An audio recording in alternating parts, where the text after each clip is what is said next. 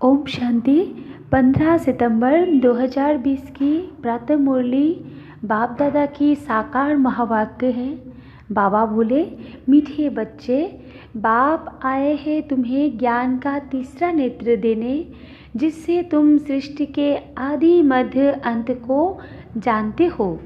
प्रश्न है, शेरनी शक्तियाँ ही कौन सी बात हिम्मत के साथ समझा सकती है? उत्तर में बाबा ने कहा, दूसरे धर्म वालों को यह बात समझाना है कि बाप कहते हैं तुम अपने को आत्मा समझो, परमात्मा नहीं। आत्मा समझकर बाप को याद करो तो विकर्म विनाश होंगे और तुम मुक्तिधाम में चले जाएंगे। परमात्मा समझने से तुम्हारे विकर्म विनाश नहीं हो सकते। यह बात बहुत हिम्मत से शेरनी शक्तियाँ ही समझा सकती है। समझाने का भी अभ्यास चाहिए। गीत है, नयनहीन को राह दिखाओ। ओम शांति। बच्चे अनुभव कर रहे हैं, रूहानी याद की यात्रा में कठिनाई देखने में आती है। भक्ति मार्ग में दर दर ठोकरें खानी ही होती है। अनेक प्रकार के जप तप यज्ञ करते, शास्त्र आदि पढ़ते हैं, जिस कारण ही ब्रह्मा की रात कहा जाता है। आधा कल्प रात, आधा कल्प दिन। ब्रह्मा अकेला तो नहीं होगा ना, प्रजापिता ब्रह्मा है तो ज़रूर उनके बच्चे कुमार कुमारियाँ भी होंगे, परंतु मनुष्य नहीं जानते हैं।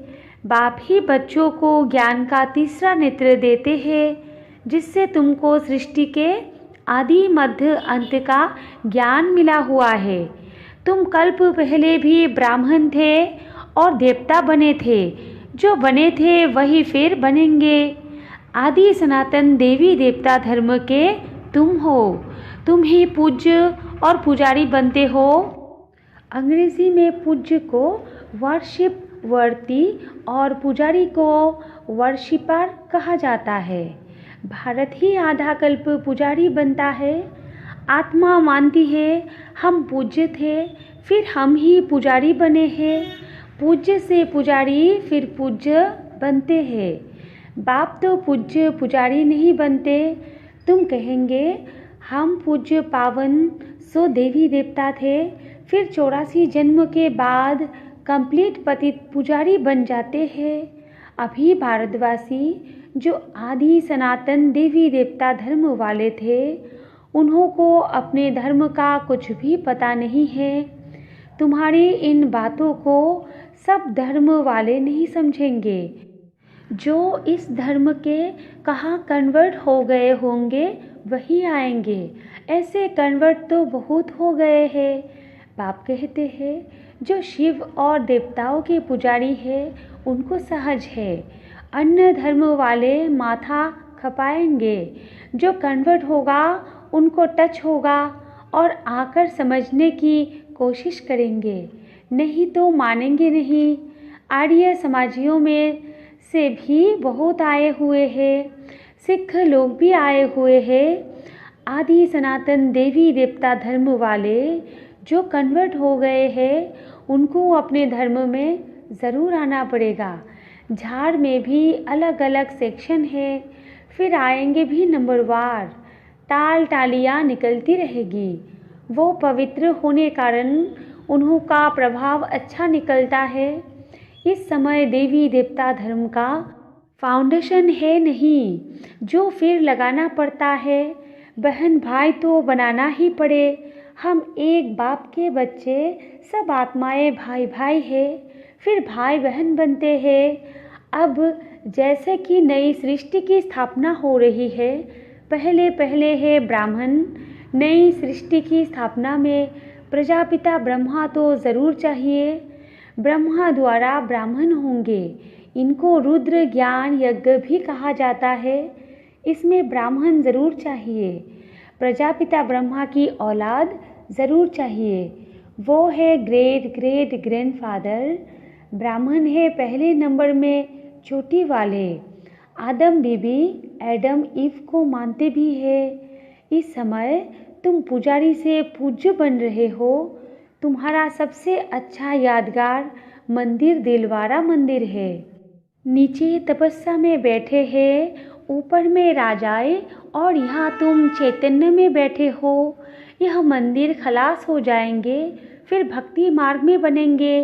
तुम जानते हो, अभी हम राजयोग सीख रहे हैं, फिर नई दुनिया में जाएंगे। वो जड़ मंदिर, तुम चैतन्य में बैठे हो। मुख्य मंदिर यह ठीक बना हुआ है, स्वर्ग को नहीं तो कहाँ दिखाए, इसलिए छत में स्वर्ग को दिखाया है। इस पर बहुत अच्छा समझा सकते हो। बोलो, भारत ही स्वर्ग था, फिर अब भारत नरक है। इस धर्म वाले झट समझेंगे। हिंदुओं में भी देखेंगे तो अनेक प्रकार के धर्म में जाकर पड़े हैं। तुमको बहुत मेहनत करनी पड़ती है निकालने में। बाबा ने समझाया है, अपने को आत्मा समझ मामेकम याद करो, बस। और कुछ बात ही नहीं करना चाहिए। जिनका अभ्यास नहीं, उनको तो बात करनी भी नहीं चाहिए, नहीं तो बीके का नाम बदनाम कर देते हैं। अगर दूसरे धर्म वाले हैं तो समझना चाहिए कि यदि तुम मुक्तिधाम में जाना चाहते हो तो अपने को आत्मा समझो, बाप को याद करो। अपने को परमात्मा नहीं समझो, अपने को आत्मा समझ बाप को याद करेंगे तो तुम्हारे जन्म जन्मांतर के पाप कट जाएंगे और मुक्तिधाम में चले जाएंगे। तुम्हारे लिए यह मन मना भव का मंत्र ही बस है, परंतु बात करने की हिम्मत चाहिए। शेरनी शक्तियाँ ही सर्विस कर सकती है। सन्यासी लोग बाहर में जाकर विलायत वालों को ले आते हैं कि चलो तुमको स्पिरिचुअल नॉलेज देवे। अब वो बाप को तो जानते ही नहीं, ब्रह्म को भगवान समझ कर कह देते, इसको याद करो, बस। यह मंत्र दे देते हैं। जैसे किसी चिड़िया को अपने पिंजरे में डाल देते हैं तो ऐसे ऐसे समझाने में भी टाइम लगता है। बाबा ने कहा था, हर एक चित्र के ऊपर लिखा हुआ हो शिव भगवानुवाच। तुम जानते हो, इस दुनिया में धनी बिगड़ सब निधन के हैं। पुकारते हैं तुम माता पिता, अच्छा उनका अर्थ क्या? ऐसे ही बोलते रहते, तुम्हारी कृपा से सुख घनेरे। अब बाप तुमको स्वर्ग के सुख के लिए पढ़ा रहे हैं, जिसके लिए तुम पुरुषार्थ कर रहे हो। जो करेगा वो पाएगा। इस समय तो सब पतित है, पावन दुनिया तो एक स्वर्ग ही है। यहाँ कोई भी सतप्रधान हो न सके। सतयुग में जो सतप्रधान थे वही तमोप्रधान पतित बन जाते हैं। क्राइस्ट के पिछाड़ी जो उनके धर्म वाले आते हैं वो तो पहले सतप्रधान होंगे ना। जब लाखों की अंदाज में होते हो तब लश्कर तैयार होता है लड़कर बादशाही लेने। उनको सुख भी कम तो दुख भी कम। तुम्हारे जैसा सुख तो किसको मिल न सके। तुम अभी तैयार हो रहे हो सुखधाम में आने के लिए। बाकी सब धर्म कोई स्वर्ग में थोड़ी ही आते हैं। भारत जब स्वर्ग था तो उन जैसा पावन खंड कोई होता नहीं। जब बाप आते हैं तभी ईश्वरीय राज्य स्थापन होता है। वहाँ लड़ाई आदि की बात नहीं। लड़ना झगड़ना तो बहुत पीछे शुरू होता है। भारतवासी इतना नहीं लड़े हैं, थोड़े आपस में लड़कर अलग हो गए हैं। द्वापर में एक दो पर चढ़ाई करते हैं। यह चित्र आदि बनाने में भी बड़ी बुद्धि चाहिए। ये भी लिखना चाहिए कि भारत जो स्वर्ग था सो फिर नरक जैसा कैसे बना है, आकर समझो। भारत सद्गति में था, अब दुर्गति में है। अब सद्गति को पाने के लिए बाप ही नॉलेज देते हैं। मनुष्य में यह रूहानी नॉलेज होती नहीं, यह होती है परमपिता परमात्मा में। बाप यह नॉलेज देते हैं आत्माओं को, बाकी तो सब मनुष्य को ही देते हैं। शास्त्र भी मनुष्य ने लिखे हैं, मनुष्य ने पढ़े हैं। यहाँ तो तुम्हें रूहानी बाप पढ़ाते हैं और रूह पढ़ती है। पढ़ने वाली तो आत्मा है ना, वो लिखने और पढ़ने वाले मनुष्य ही है। परमात्मा को तो शास्त्र आदि पढ़ने की दरकार नहीं। बाप कहते हैं इन शास्त्रों आदि से किसकी भी सद्गति हो नहीं सकती। मुझे ही आकर सबको वापस ले जाना है। अभी तो दुनिया में करोड़ों मनुष्य है। सतयुग में जब इन लक्ष्मी नारायण का राज्य था तो वहाँ 9 लाख होते हैं। बहुत छोटा झाड़ है। फिर विचार करो इतनी सब आत्माएं कहाँ गई? ब्रह्म में व पानी में तो नहीं लीन हो गई। वो सब मुक्तिधाम में रहती है। हर एक आत्मा अविनाशी है। उनमें अविनाशी पाठ नूंधा हुआ है जो कभी मिट नहीं सकता। आत्मा विनाश हो न सके। आत्मा तो विंदी है। बाकी निर्वाण आदि में कोई भी जाता नहीं। सबको पाठ बजाना ही है। जब सब आत्माएं आ जाती है तब मैं आकर सबको ले जाता हूँ। पिछाड़ी में है ही बाप का पाठ। नई दुनिया की स्थापना, फिर पुरानी दुनिया का विनाश। यह भी ड्रामा में नूंद है। तुम आर्य समाजियों के झूठ को समझाएंगे तो उसमें जो कोई इस देवता धर्म का होगा उनको टच होगा। बरोबर यह बात तो ठीक है। परमात्मा सर्वव्यापी कैसे हो सकता? भगवान तो बाप है, उनसे वर्षा मिलता है। कोई आर्य समाजी भी तुम्हारे पास आते हैं ना, उनको ही सैपलिंग कहा जाता है। तुम समझाते रहो, फिर तुम्हारे कुल का जो होगा वो आ जाएगा। भगवान बाप ही पावन होने की युक्ति बताते हैं। भगवान वाच मामेकम याद करो, मैं पतित पावन हूँ। मुझे याद करने से तुम्हारे विकर्म विनाश होंगे और मुक्तिधाम में आ जाएंगे। यह पैगाम सब धर्म वालों के लिए है। बोलो, बाप कहते हैं देह के सब धर्म छोड़ मुझे याद करो तो तुम तमोप्रधान से सतप्रधान बन जाएंगे। मैं गुजराती हूँ, फलाना हूँ, यह सब छोड़ो। अपने को आत्मा समझो और बाप को याद करो। यह है योग अग्नि। संभाल कर कदम उठाना है। सब नहीं समझेंगे। बाप कहते हैं पतित पावन मैं ही हूँ। तुम सब हो पतित। निर्वाण धाम में भी पावन होने बिगड़ आ न सके। रचना के आदि मध्य अंत को भी समझना है। पूरा समझने से ही उच्चपद पाएंगे। थोड़ी भक्ति की होगी तो थोड़ा ज्ञान समझेंगे। बहुत भक्ति की होगी तो बहुत ज्ञान उठाएंगे। बाप जो समझाते हैं उसको धारण करना है। वानप्रस्थियों के लिए और ही सहज है। गृहस्थ व्यवहार में किनारा कर लेते हैं। वानप्रस्थ अवस्था 60 वर्ष के बाद होती है। गुरु भी तब करते हैं। आजकल तो छोटेपन में ही गुरु करा देते हैं। नहीं तो पहले बाप, फिर टीचर, फिर 60 वर्ष के बाद गुरु किया जाता। सद्गति दाता तो एक ही बाप है। यह अनेक गुरु लोग थोड़ी ही है।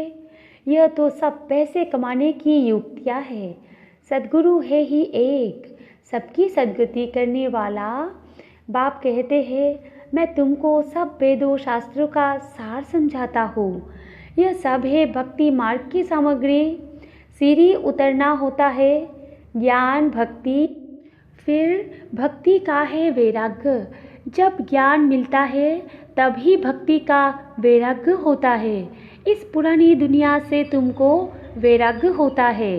बाकी दुनिया को छोड़ कहाँ जाएंगे? तुम जानते हो यह दुनिया ही ख़त्म होनी है। इसलिए अब बेहद की दुनिया का संन्यास करना है। पवित्र बनने बिगड़ घर जा न सके। पवित्र बनने के लिए याद की यात्रा चाहिए। भारत में रक्त की नदियाँ होने के बाद फिर दूध की नदियाँ बहेगी। विष्णु को भी क्षीर सागर में दिखाते हैं। समझाया जाता है इस लड़ाई से मुक्ति, जीवन मुक्ति के गेट खुलते हैं। जितना तुम बच्चे आगे बढ़ेंगे उतना ही आवाज़ निकलता रहेगा। अब लड़ाई लगी, एक चिंगारी से देखो आगे क्या हुआ था। समझते हैं कि लड़ेंगे ज़रूर, लड़ाई चलती ही रहती है, एक दो के मददगार बनते रहते हैं। तुमको भी नई दुनिया चाहिए तो पुरानी दुनिया ज़रूर ख़त्म होनी चाहिए। अच्छा, मीठे मीठे सिकिलदे बच्चों प्रति माता पिता बाप दादा का याद प्यार और गुड मॉर्निंग। रूहानी बाप के रूहानी बच्चों को नमस्ते, और हम रूहानी बच्चों की रूहानी माता पिता बाप दादा को भी याद प्यार गुड मॉर्निंग, नमस्ते नमस्ते नमस्ते। धारणा के लिए मुख्य सार 1 नंबर पॉइंट है, यह पुरानी दुनिया अब ख़त्म होनी है, इसलिए इस दुनिया का संन्यास करना है। दुनिया को छोड़कर कहाँ जाना नहीं है, लेकिन इसे बुद्धि से भूलना है। 2 नंबर पॉइंट है, निर्वाण धाम में जाने के लिए पूरा पावन बनना है। रचना के आदि मध्य अंत को पूरा समझकर नई दुनिया में उच्च पद पाना है। वरदान है, अलवलेपन की नींद को तलाक देने वाले निद्राजित चक्रवर्ती भव। विस्तार है, साक्षात्कार मूर्त बन, भक्तों को साक्षात्कार कराने के लिए अथवा चक्रवर्ती बनने के लिए निद्राजित बनो। जब विनाश काल भूलता है तब अलवलेपन की नींद आती है। भक्तों की पुकार सुनो, दुखी आत्माओं के दुख की पुकार सुनो, प्यासी आत्माओं के प्रार्थना की आवाज़ सुनो, तो कभी भी अलविलेपन की नींद नहीं आएगी। तो अब सदा जागती ज्योत बन अलविलेपन की नींद को तलाक दो और साक्षात्कार मूर्त बनो। स्लोगन है, तन मन धन मन वाणी कर्म किसी भी प्रकार से बाप के कर्तव्य में सहयोगी बनो तो सहज योगी बन जाएंगे। अच्छा, ओम शांति।